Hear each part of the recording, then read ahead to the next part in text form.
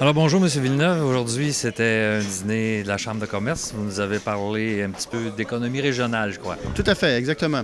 Alors, on sait que l'économie régionale, avec si on part aux années 60, comme je faisais une démonstration tantôt, années 60 jusqu'à aujourd'hui, on se rend compte que dans les années 60, c'était l'État paternaliste qui finalement commandait, envoyait les commandes dans les régions, puis s'assurait que tout ça était pour s'installer, puis bâtir l'économie régionale à partir d'en haut, donc du gouvernement. Aujourd'hui, on comprend que ça s'est inversé complètement.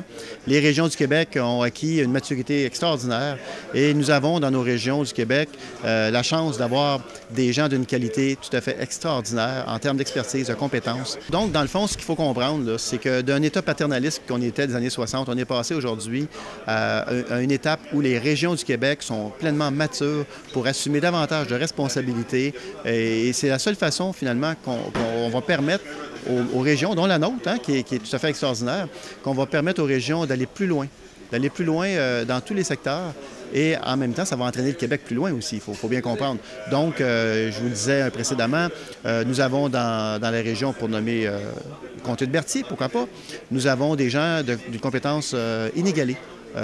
Et d'une diversité aussi en termes de différents secteurs, que ce soit l'économie, que ce soit la géomatique, que ce soit l'inspection, on parle d'inspection municipale, que ce soit au niveau même, on a des entrepreneurs ici dans la région en informatique.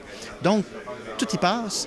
Et on a vraiment cette main-d'œuvre-là, cette masse critique de main-d'œuvre-là qui existe, qui est là et qui ne demande finalement qu'à obtenir de la part de l'État des outils supplémentaires pour aller plus loin et en même temps entraîner le Québec tout entier dans cette lancée-là.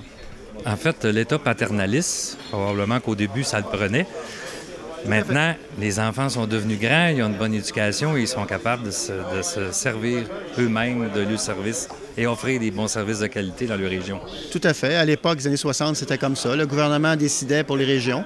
Maintenant, les régions se sont développées d'une belle façon et maintenant, elles sont prêtes à voler de leurs propres ailes. Et c'est ce que j'invite les gens de continuer à faire finalement, de continuer à bâtir le Québec de demain. Et par ailleurs, nous, de notre côté, au niveau du gouvernement, on va s'assurer de libérer les outils nécessaires pour permettre à nos régions d'aller encore plus loin dans leur développement. Et ce développement-là, moi, je le dis à tous égards, là.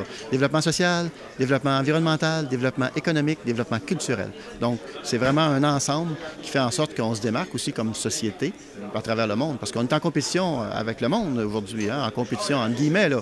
Mais à tout le moins, on regarde ce qui se fait ailleurs, puis on essaie finalement de se démarquer, d'être original. Puis je pense que les Québécois, ça, ils l'ont dans le sang. Ils le font de très belle façon. Moi, je crois qu'on a quelque chose à être fiers. Dans la Naudière, en tout cas, vous avez des beaux projets de développement touristique, culturel. Vous avez parlé agricole, très belle agriculture aussi en Naudière. Bien, écoutez, vous et moi, on se le dit, là, hein? Mais dans le fond, là, on a juste à regarder qu'il y a 4 fois plus de personnes qui choisissent de venir dans la Naudière. Donc, la Naudière, en termes de démographie, croît 4 fois plus vite que le Québec. Il y a une raison, il y a des raisons à ça. Et probablement que les raisons que vous venez d'énumérer en font partie. Qualité de vie, etc. Alors, je vous remercie beaucoup. Je vous souhaite une bonne fin de journée. Oui, plaisir. Merci beaucoup.